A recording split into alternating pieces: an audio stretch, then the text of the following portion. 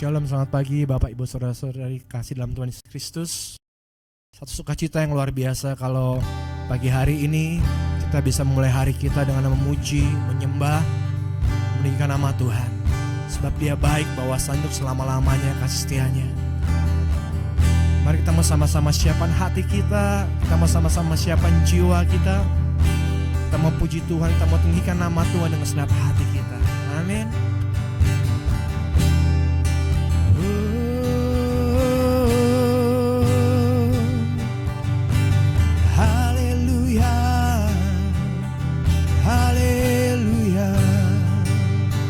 Terima kasih Tuhan, haleluya. Terima kasih Yesus.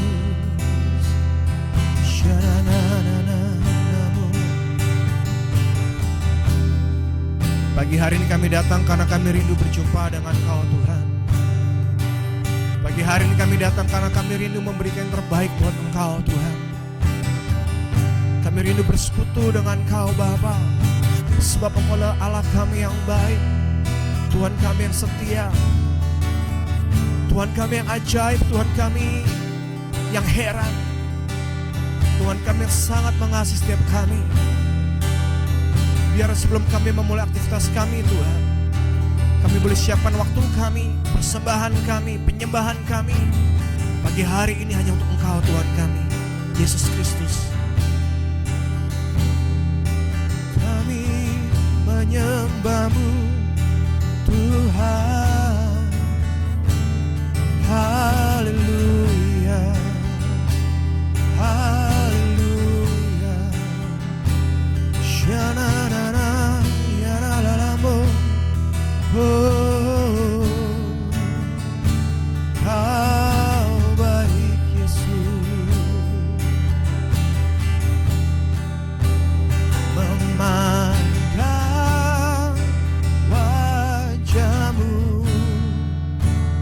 Mengikuti kebaikan-Mu, mengejar hadir-Mu dalam hidupku.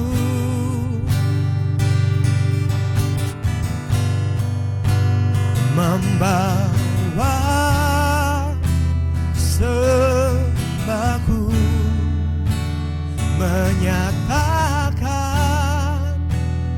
kebesaran-Mu, mengejar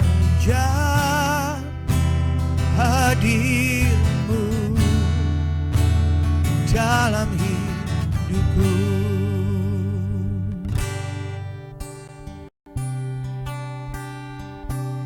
Itu kerinduan kami, kerinduan kami Tuhan.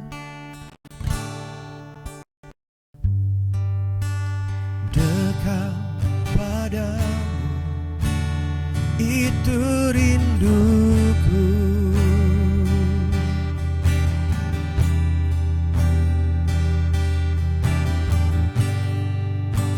Setiap kataku, Kau pun menunggu.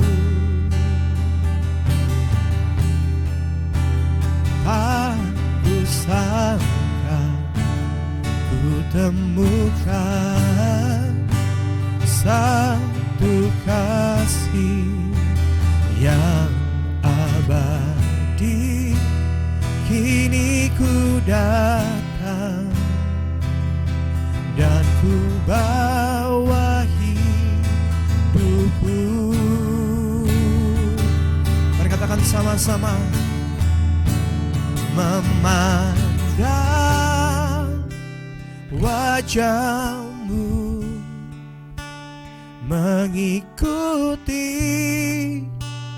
kebaikan-Mu, mengejar hadir-Mu di dalam hidupku.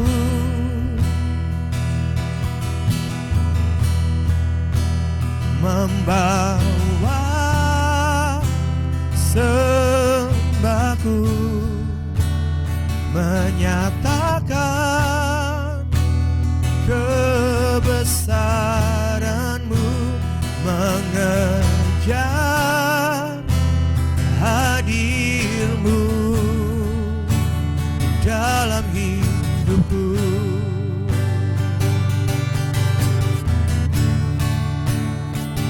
Ku yakin Kau hadir di sini.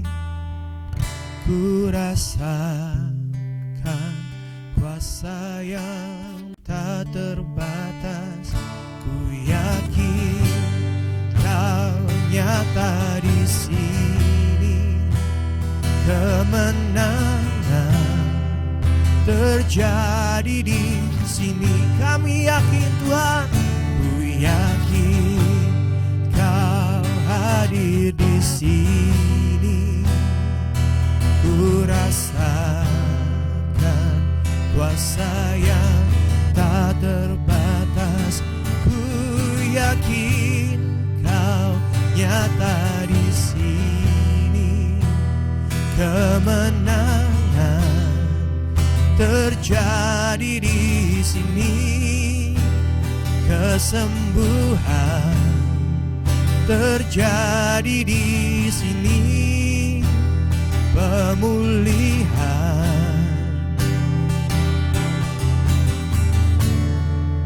terjadi di sini. Oh, haleluya, haleluya. Ada kemenangan, ada kelepasan, ada pemulihan di dalam-Mu, Yesus Tuhan. Terima kasih Bapa, ku bersyukur Tuhan, ku bersyukur Bapa. Kami menyembah Engkau, kami memuji-Mu. Haleluya.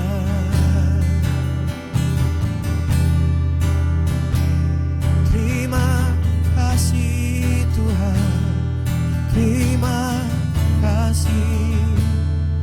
Oh.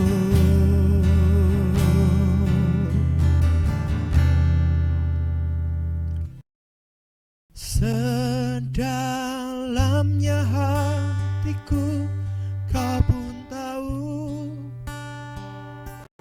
dan kasih-Mu tak jauh dalam jiwaku. Di dalam kesesakan, di dalam kemenangan, ku tahu Engkau selalu bersamaku.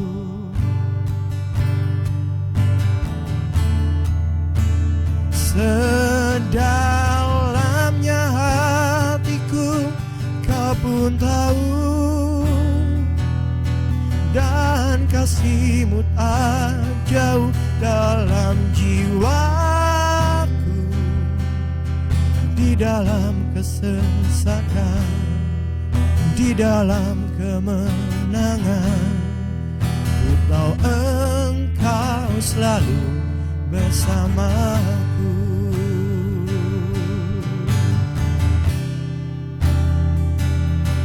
Tahu Engkau selalu bersamaku.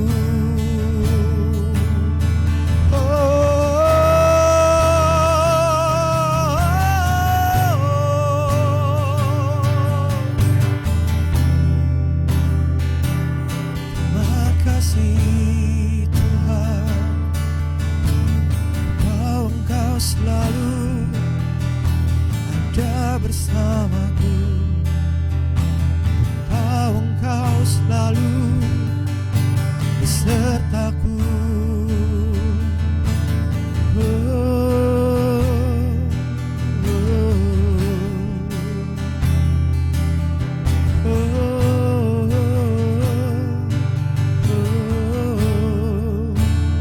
Here I am to worship.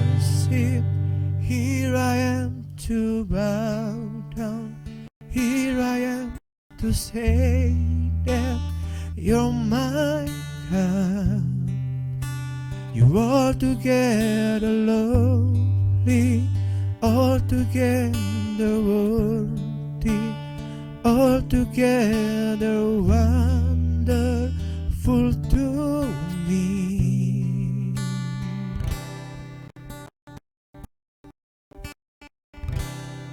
Come to worship you, I come to worship you, I come to give you praise, O Lord. Oh, with all my heart, with all my soul, I will worship you, I will worship you, Jesus. Oh,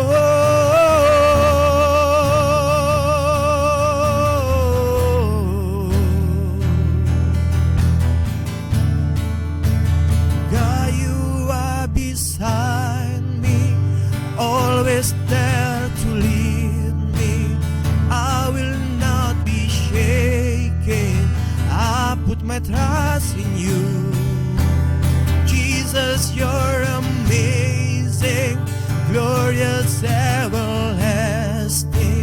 I will sing forever. Lord, there is none like you. Lord, there is none like you. Oh, oh.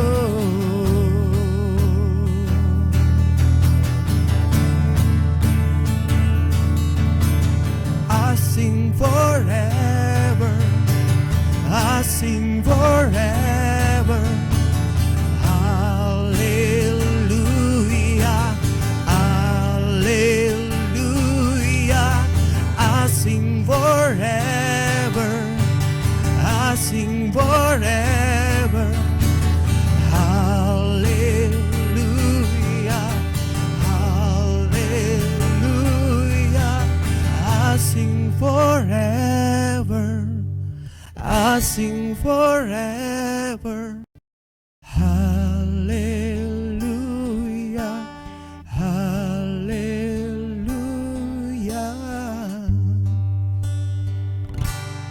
Terima kasih Tuhan, Kau baik buat kami. Amin.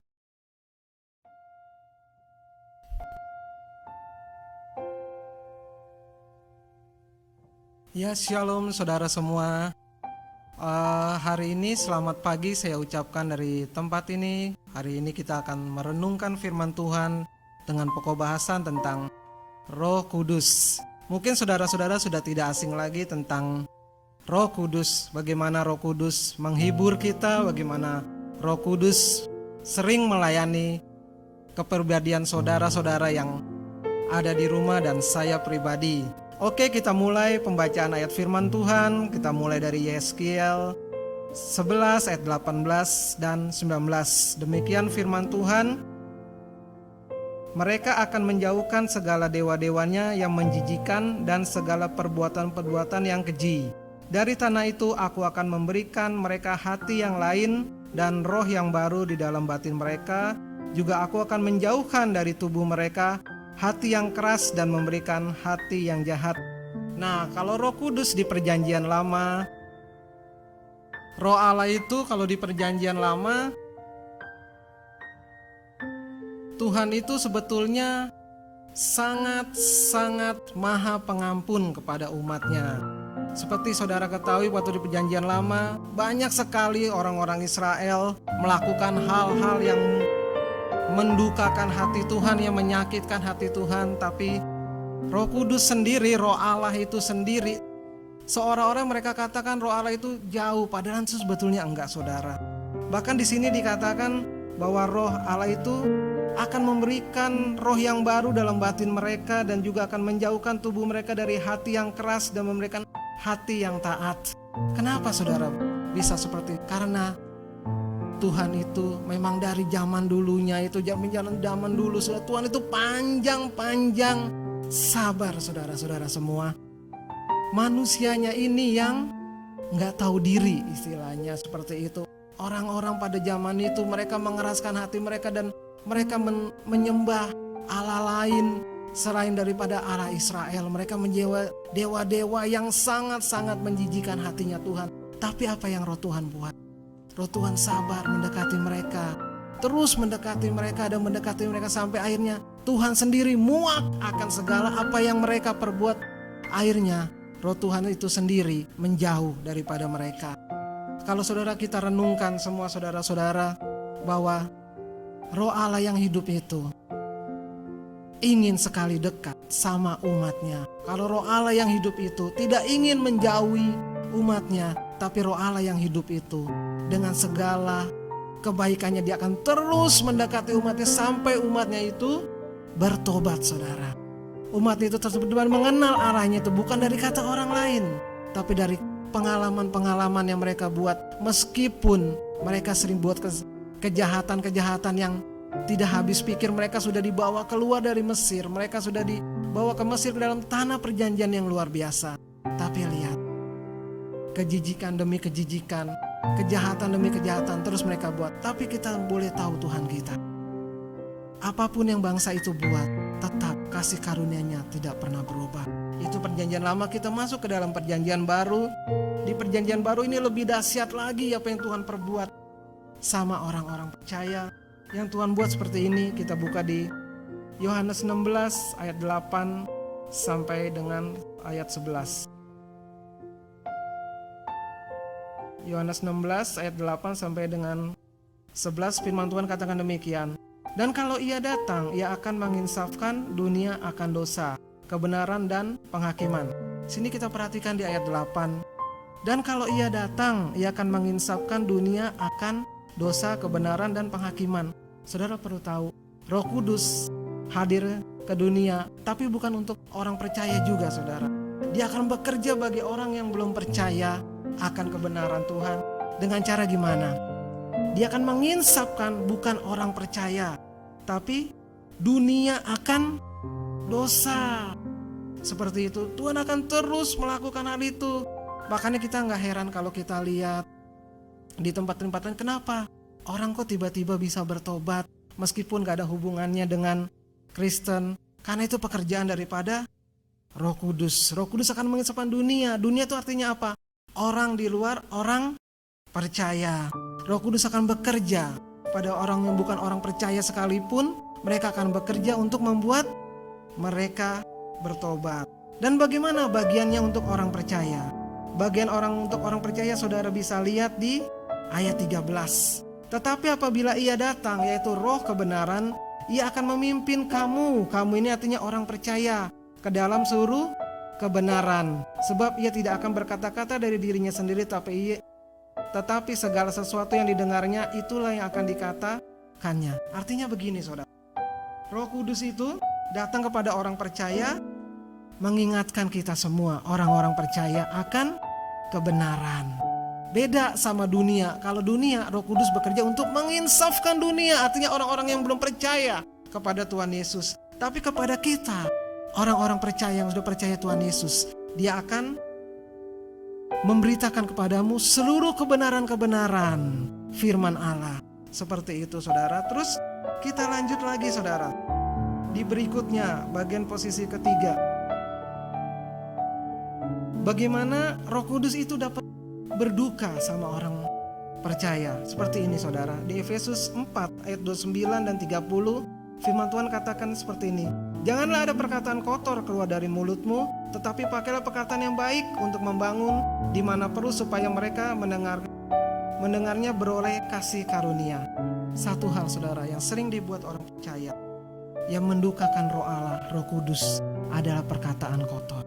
Apa sih yang dimaksud dengan perkataan kotor? Perkataan kotor adalah perkataan yang membuat orang lain kecewa, yang membuat orang lain sakit hati, yang membuat orang lain melihat orang percaya itu sebagai batu sandungan. Itu mendukakan Roh Allah. Perkataan kotor itu seperti itu. Perkataan kotor itu bukan artian maki-maki gitu segala macam, maki-maki itu maki-maki orang segala macam. itu juga termasuk perkataan kotor, tapi perkataan yang lebih mendukakan hati Roh Kudus apabila seorang yang sudah di dalam Tuhan tidak mencerminkan suratan Kristus yang terbuka di dalam hidupnya, di dalam perkataannya, sehingga perkataan kotor itu mendukakan hati Roh Kudus. Dan pagi ini kita sudah belajar satu hal di Perjanjian Lama. Roh Kudus datang untuk membuat bangsa Israel yang keras hati, bangsa Israel yang tegar tengkuk, yang bangsa Israel juga yang banyak menyembah-nyembah berhala. Tapi Tuhan punya kesabaran atas mereka dan tetap memberikan kasih karunia-Nya kepada orang Israel untuk bertobat. Di Perjanjian Baru, Roh Kudus buat dua hal yang luar biasa di dalam kehidupan orang percaya. Artinya apa? Roh Kudus membawa orang percaya dalam suatu kebenaran. Dan yang terakhir, gimana Roh Kudus juga bisa didukakan oleh orang percaya melalui apa? Perkataan-perkataan yang kotor. Ini kita garis bawahi sebagai orang percaya. Hendaknya kita terus menjadi berkat dan kita terus menghargai Roh Kudus dari waktu ke waktu. Karena apa, saudara? Roh Kudus itu kalau ada di tengah-tengah kita, harganya sangat mahal. Roh Kudus bisa hadir di tengah-tengah kita dengan pengorbanan darah Yesus yang mahal. Roh Kudus bisa hadir di tengah-tengah kita dengan berbagai pengorbanan Tuhan Yesus yang Tuhan Yesus korbankan bagi kita, yang semua yang Dia lakukan di luar kemanusiaan, penderitaannya di luar nalar kemanusiaan, saudara. Tuhan Yesus membayar harganya sangat mahal sampai itu Roh Kudus bisa hadir di tengah-tengah kita. Jadi pagi hari ini kita merenungkan, mari saya mengajak setiap kita untuk punya hubungan yang serius dengan Roh Kudus. Jika engkau punya hubungan dengan Roh Kudus, engkau akan mengetahui kebenaran yang murni, kebenaran yang sejati yang akan diungkapkan kepadamu melalui firman Allah yang membuat engkau makin hari engkau makin dikuatkan, engkau makin dibangun, imanmu makin dikuatkan, imanmu makin diproses, engkau menjadi gambaran serupa dengan Kristus. Demikianlah renungan kita pagi hari ini dan bisa menjadi berkat untuk kita semua. Tuhan Yesus memberkati. Sampai ketemu di episode-episode yang akan datang. Tuhan Yesus memberkati. Terima kasih Tuhan buat firman-Mu pagi hari ini. Biar tentang kebenaran Roh Kudus, baik di Perjanjian Lama, Perjanjian Baru, boleh menjadi rema di dalam hati kami. Dan kami boleh diberkati oleh firman-firman Tuhan yang kami baca setiap hari. Firman-firman Tuhan yang kami renungkan setiap hari bisa menjadi suatu tolak ukur kami untuk terus bertumbuh di dalam Tuhan. Terima kasih Tuhan, berkati pemirsa yang ada di rumah. Tuhan berkati mereka pribadi ya Tuhan. Buat iman terus bertumbuh, buat mereka terus Tuhan makin hari makin Engkau berkati, makin Engkau pakai secara luar biasa. Terima kasih Bapa. Hanya di dalam nama Tuhan Yesus kami sudah berdoa dan mengucap syukur. Haleluya. Amin.